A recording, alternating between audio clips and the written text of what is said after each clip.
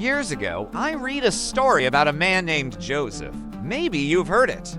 Joseph's brothers sold him into slavery, faked his death, and then left him there to die, literally leaving him for dead. But years later, when famine struck, Joseph was in a position where he could destroy them.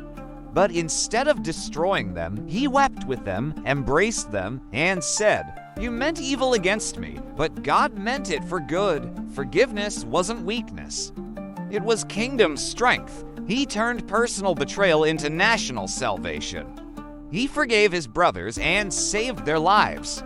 And through the stores of grain that he managed in Egypt, he ended up feeding millions. I think about that story a lot, especially when it comes to my relationships, because in families today, grudges create famine in love. But forgiveness multiplies healing and restoration. And so many of us are holding on to past hurts, past disappointments, past failures, past mistakes, past betrayals, and we're holding on to them long after the offender has forgotten. And I am convinced that one of the reasons that we struggle to forgive is we think it as a sign of weakness. We think that to forgive means that we're giving the other person permission to do what they did to us. But that's not what forgiveness is. Forgiveness is not an excuse. It's not a sign of weakness. It's setting people free. And when we choose to forgive, we're not saying what they did was okay. We're saying we're releasing them from the prison they've built around what they did. Joseph's story reminds me that pain can become purpose. Rejection can lead to redemption.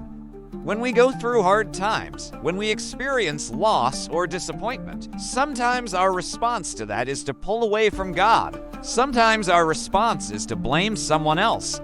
Sometimes it's to hold on to anger and resentment. But Joseph didn't do that. He chose to forgive. He chose to embrace his brothers, and in doing so, he became the savior of his nation. He took what was meant to be his ruin, and he made it a blessing. He took what the enemy meant for evil, and he turned it around and said, "God, you're in control.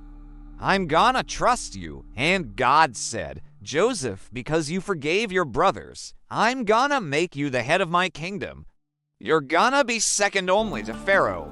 You're gonna have all of Egypt under your authority.